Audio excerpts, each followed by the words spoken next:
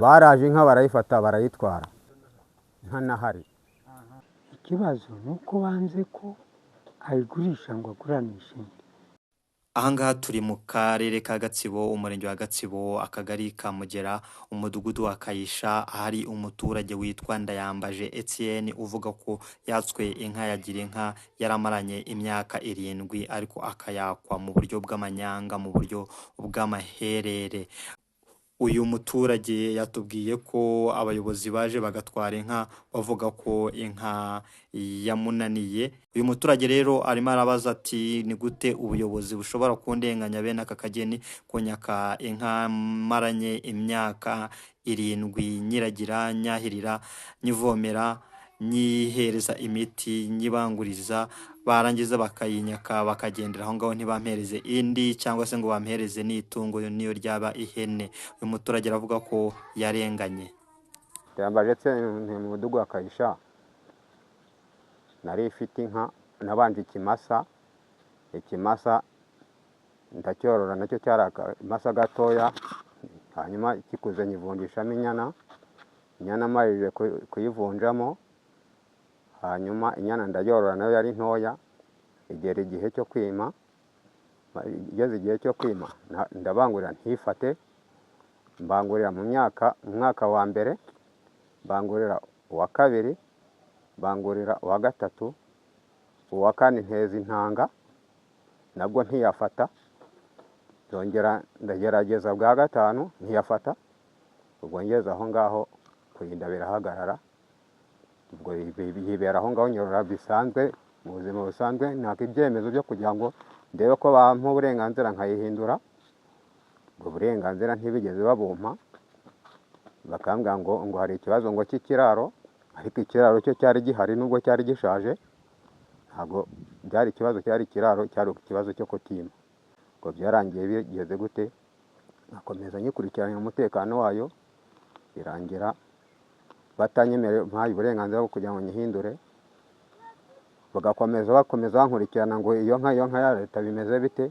Izo ndavuga inka ntafiteho uburenganzira, ndabona ntakibishoboye gukomeza ndwana nayo, nahera ubwatsi buri munsi. Ngera aho ngaho inka ndayibahereza barayitwara, ariko nta burenganzira nigeze ngera kuri iyo nka. Uburenganzira nibo bari babufite, nge nta burenganzira nayegeragaho, kuko nari meze nk'umuntu w'umushumba wibereye aho, ariko nta burenganzira mfite kuri iyo nka. Baraje inka barayifata barayitwara nta nahari, bavuga ko ntayishoboye. Ndasaba ubufasha bwo kugira ngo mbone iyindi, cyangwa se bampe ubundi bufasha bwanyunganira nanjye, kubera ko hari ibyo nagiye mpungabanamo.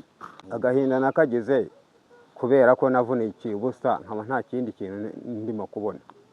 Yewe leta y'u Rwanda yatanze amatungo ngo umunyarwanda uwo ari we wese agire iterambere. None aho nakabaye mbonye iterambere ndi mu iteranyuma, kuko ibyo nagenderagaho nari ngendaga mboneraho aribyo byagiye bigira gute bishira.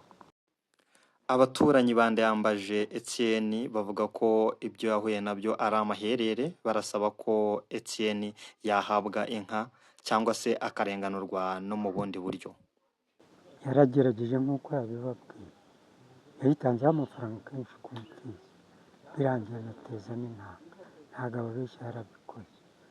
Ikibazo ni uko banze ko ayigurisha ngo aguranishe indi, nayo ayigerageza rero bikabaho, arabinginga, bigera no mu buyobozi kwa veterineri biranga. Birangiye babonye itangiye kugenda isubira inyuma, babonye kugiye gupfa, n'abareba ati ntacyo bimariye, imyaka nyimaranye ntinyungura, baranyirukaho. ubona se yararenganyije. Akarengane ni uko batayigurisha ngo bamuguranishirize indi. Twabashije kuvugana n'umunyamabanga nshingwabikorwa w'umurenge wa Gatsibo, atubwira ko ikibazo bagiye kugikurikirana. Ibyo ubwabyo bumvikanye gukora amakosa, we na mudugudu bumvikanye gukora, niba nabyita amanyanga yo kuvuga ngo reka bagurisha inka, kandi ubundi y'inka yabaye ingumba itabyara abigaragariza komite ya Girinka, veterineri w'umurenge akamufasha kureba ko yayirindisha, akayitera inanga. Bitakunda agahabwa uburenganzira ndetse agafashwa no kugura indi iyisimbura. Ibyo biri ku murongo. Noneho rero bitagenze bityo ko byumvikana, yumvikanye na mudugudu, babikora mu gikari wabo, igihe kiragera. Noneho igihe cyo kwigurisha kigeze, mudugudu urumva bari babikoze ubwabo mu bwumvikane bwabo babiri, barangije mudugudu aramutenguha, ahitamo kumurega. Urumva? yego Ubwo kimwe tugiye kugikurikirana, kuko urumva yuko bari bafatanyije amakosa, kwica amabwiriza ya Girinka. Mudugudu amaze kumutenguha, kuko kugira ngo abantu babiri bumvikane, umuturage n'umuyobozi w'umudugudu, aba ari uko byabaye byagenze, babyumvikane batabibwiye, ubundi bijya no ku murenge kugira ngo hafatwe icyemezo cyo kuvuga ngo iyo nka reka isimbuzwe indi, kandi bakanamuba no hafi, kuko hari igihe agenda akaguramo akanyana gatoya, ari n'ingero dushobora kuza kugeraho mu kibazo wari umbwiye. Ubwo rero cyangwa nacyo tujya kugikurikirana, ariko icyo numvisemo ni uko we na mudugudu bari barafatanyije mu makosa, noneho umudugudu yamutenguha, buriya akavuga ati reka ajye kurega, akabona gutanga amakuru.